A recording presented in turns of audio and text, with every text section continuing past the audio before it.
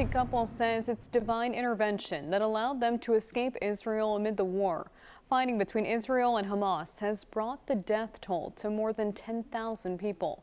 Only on 10, our Maria Bray spoke with the couple who once feared they were stuck in the war zone. It started with a desperate call to Wavy, alerting us that 12 missionaries from a Suffolk church were stuck in Israel. For several days, they waited for help until a viewer flicked on his TV. It was a mission trip a year in the making for Brian and Rita Larson. It was a lot of anticipation, a lot of expectation. We were looking at it as a trip of a lifetime. And it would be, but in an unimaginable way. Just landed in Israel, like cool, we're in Israel, and then turned on the phones and heard people start talking. Yeah, I overheard somebody like, hey, check the news. So I just went straight to X and saw what's going on. And then about 15, it wasn't long, it was like less than 30 minutes later, that's when they announced they're going to war. So it was quite like, whoa, we were quite surprised. The couple landed in Tel Aviv a day after Hamas, a Palestinian militant group, bombed an Israeli music festival. Hundreds were killed. The attack sparked the war, fueled by decades of tension between Israel and Palestine.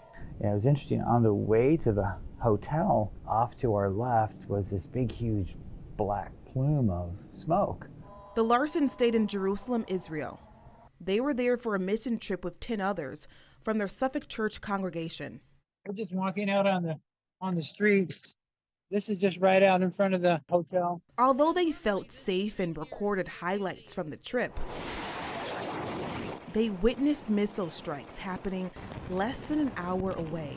I think my heart might have quit beating for a few seconds, but that was quite overwhelming. You could actually feel it. You could feel the vibration, and you knew that it was not thunder because of that. That was explosions going off that were probably 20, 30 miles away. But it was so loud coming over the temple, you could just, just like the goosebumps, you could still just like, holy cow. And then a couple minutes later, the sirens went off. At one point, the Larsons had to take shelter in Zechariah's tomb. Rita is right there walking up the steps. Zechariah's tomb is a historical religious monument dating back to the Middle Ages. We know God's got us in the palm of his hands. At the same time, we know it's, we want to get out of here before things get any worse. The war started. 10 on your side's Maria Bray spoke with the couple as our shows started this morning.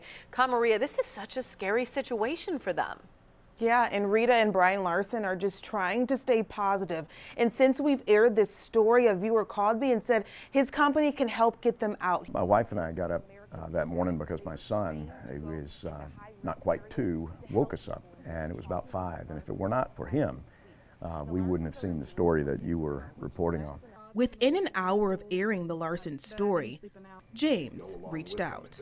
He asked us not to show his face for security reasons. By this time, the couple had been in Israel for 3 days. Flights were canceled. I saw your story, and I told my wife, I said, I think we can do something about this. James is former military and CIA who works for American Kinetics.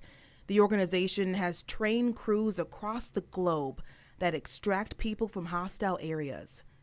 And the Larsons were one of their latest. They did their due diligence on us too. They asked me, how do we know that you're not a bad guy? Coming up at 6, we're sharing details on the rescue efforts. I'm Maria Bray, 10 on your side. Welcome back. At 4, we told you about a Chesapeake couple who landed in Israel right as the war began. The couple was stuck for several days as the death toll climbed, and a way out seemed non-existent. Until someone reached out to 10 on your side's Maria Bray. It's a story you'll see only on 10. After 3 days in Israel, hearing missile strikes and taking shelter, Brian and Rita Larson called Wavy, asking for help to get them and their church congregation out of the country. Within an hour of airing their story, a viewer called saying he works for a group called American Kinetics and that they could help get them out. By day 5 in Israel, the group had their bags packed and ready to go, escorted by a multilingual extractor who goes by Walker. He's probably 6'3", former U.S. Army sniper, and he's also an IDF guy. He drove the route during the times that we had planned for them to drive. He did it the day before so we would know what the traffic patterns looked like. He drove multiple routes. In the event one was blocked, we would have a backup plan. He inspected their vehicles to make sure that they were roadworthy. We had a couple of contingency plans. We had air, we had land, and we had sea. He says if there were issues, a safe house was the last resort. The Larsons say they contacted the U.S. government for help. They received an email saying the U.S. would help them get to the safest location, but it would cost them, and they first would have to sign a promissory note. Our government said, okay, we're going to fly you out, but you're going to have to pay for it.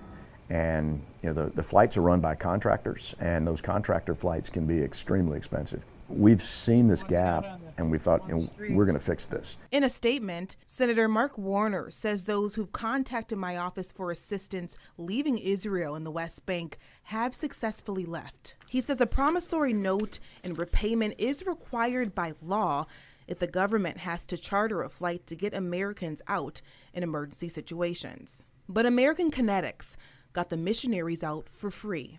How are you all feeling right now? Excited. The Larsons' children and grandchildren anxiously waited at the airport late at night with signs and balloons until. That was overwhelming. That was a very, very happy time. Yeah. Wonderful to see the kids. A moment not taken for granted. Brian, who is a baker, is using his talent to raise money for American Kinetics through his food truck, Mr. Yummy Buns, Cinnamon Rolls.